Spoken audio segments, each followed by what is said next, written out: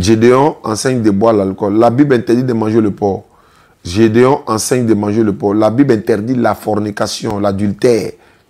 Gédéon encourage cela. La Bible dit Jésus n'est pas Dieu. Jésus dit il est Dieu. Donc il fait tout le contraire de ce que Jésus-Christ a dit. Donc, mais au jour du jugement, ces personnes-là vont vous fuir. Ils ne vont pas s'arrêter devant vous. Je vous dis, madame, s'ils étaient dans la vérité, ils allaient tous accepter de venir s'arrêter devant nous pour faire débat. Bible contre Bible. Coran contre Coran. Et puis on ouvre le débat. Ils sont en train de fuir, tous. Tous les pasteurs, ils sont en train de fuir. Pourquoi vous êtes dans la vérité? Mais venez au débat. Vous êtes dans la vérité? Oui, venez au débat. Les musulmans vous lancent défi. Venez au débat. 1 contre 1. Bible et Coran sur table. Démontrez-nous. Si vous ne pouvez pas, vous ne pouvez pas. On demande à Gédéon, Jésus priait qui? Non, dans sa nature humaine. Voilà, Marie était tantite. Mais attends, c'est quoi ça? C'est de la cacophonie totale. Mais nous n'obligeons personne à devenir musulman. L'islam est vrai, elle est authentique, mais les gens veulent attaquer l'islam. Allah dit dans le Coran, ils veulent éteindre la lumière d'Allah avec leur bouche. Mais Allah parachèvera sa lumière en dépit de la version des associateurs. Les musulmans ne prient pas avec les chaussures dans les mosquées. Mais les chrétiens s'en vont avec les chaussures dans les églises. Ça, c'est leur... ça n'engage que eux. Mais moi, j'attire l'attention des gens, quoi. Ma soeur ne rentre pas avec chaussures dans sa chambre. Elle rentre avec chaussures à l'église. Si elle vient à la mosquée, même si elle n'est pas musulmane, et que, par exemple, on veut faire visiter la mosquée, on va vous dire de vous déchausser. Pourquoi? Mais c'est un lieu saint. Oui. Quand vous êtes en menstrué, vous ne rentrez pas... Voilà, ablution également. Quand vous êtes en menstrué, vous ne rentrez pas à l'église, vous ne touchez même pas au banc de l'église. Lévitique 15, 19 à 25. C'est la Bible qui le dit. Voilà. Vous ne devez pas... Hein, quand vous êtes en menstrué, vous ne rentrez pas à l'église. Quand vous n'êtes pas purifié, vous ne rentrez pas à la mosquée. Même si vous n'êtes pas indisposé et que vous n'êtes pas purifié, vous ne rentrez pas à la mosquée.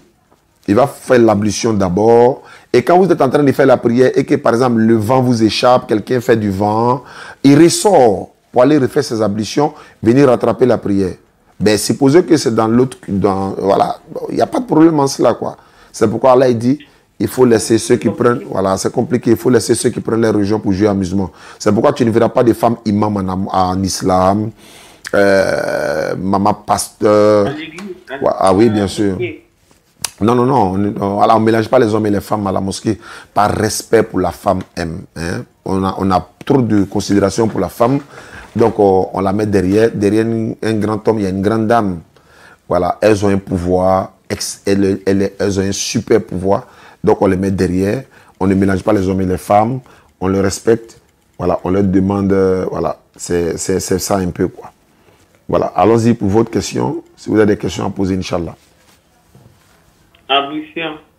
Ablution, c'est vraiment important à faire ça tous les jours. C'est ça? Oui, bien sûr. C'est la purification. En fait, les ablutions purifient l'homme et il expie les péchés de la journée, en fait. Les péchés mineurs que vous avez faits dans la journée. Le prophète sallam l'a enseigné. Quand tu fais les ablutions, chaque fois quand tu refais tes ablutions, et toute personne qui fait ses ablutions est toujours propre. Imaginez un peu, vous lavez vos mains 5 fois par jour. Vous lavez vos visages 5 fois par jour. Vos manches et vos membres, vos coudes, tout ça 5 fois par jour. Mais vous serez toujours propre. Mais il ne s'agit pas ici de la propreté. D'abord, il y a la propreté, en même temps, il y a la pureté. Voilà, donc c'est la propreté. L'islam, c'est l'hygiène même est islamique, ça. Même quand vous allez aux toilettes, vous devez prendre de l'eau pour vous rincer. Imaginez quelqu'un qui fait ses urines toute la journée sans se rincer. Ben, son vêtement va se sentir mauvais. C'est pourquoi quand on va dans les toilettes avec de l'eau, on se nettoie. Et voilà, on est toujours plus propre, plus propre, plus propre. Dieu aime la propreté, quoi.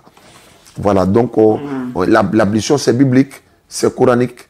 Hein? La purification, c'est biblique, c'est coranique.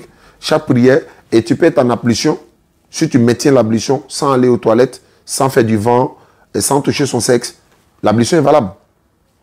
Mais il est préférable de renouveler les ablutions, c'est très important. Parce que quelqu'un qui... Et l'enseignement prophétique nous dit, même au jour du jugement dernier, il y a des hommes qui seront dans les ténèbres, c'est-à-dire immenses ténèbres, et les musulmans seront reconnus par les traces des ablutions. Vous voyez? Parce que là, voilà, donc là-bas, c'est des parties, voilà, donc on rencontrera cela. Et la Bible dit dans Apocalypse que l'ange est descendu pour détruire la terre, et la Bible dit de ne pas faire du mal à ceux qui ont la marque de la prosternation sur le front. Ça, c'est l'islam, ça. Ça, c'est dans la Bible, ça, Apocalypse. Voilà, donc beaucoup de choses sont dans la Bible qu'on vous cache. Et moi, je pense que vous devez faire le maximum de recherches. Quand vous serez affranchi, Jésus a dit, demandez, l'homme vous donnera. Il n'y a pas de... Votre offrande, vos dîmes, gardez-la pour vous. En islam, on n'en a pas besoin. Si vous donnez de l'argent à l'imam, c'est bien. Mais ce n'est pas une obligation, mais c'est quand même... voilà, c'est important parce que l'imam, c'est son travail. Il passe toute sa vie à nous faire prier. Alhamdulillah. Mais pour dire non, chaque dimanche, venez payer l'offrande, la dîme. Non, non, non, non. On n'a pas besoin de ça en islam. Prenez ça pour nourrir votre famille. Vous avez plus besoin qu'on vous soutienne que, voilà, venez donner tout votre argent chaque jour. Non, non, non. Et non, non, non. Il y a un panier, certes, voilà. J'ai vu un pasteur sur l'internet, il est en train de menacer ses fidèles. Tu payes pas la dîme, je vais appeler la malédiction de Dieu sur toi. Voilà, donc, ou bien l'offrande, je vais appeler la malédiction. Mais ça veut dire quoi? C'est obligé ou bien?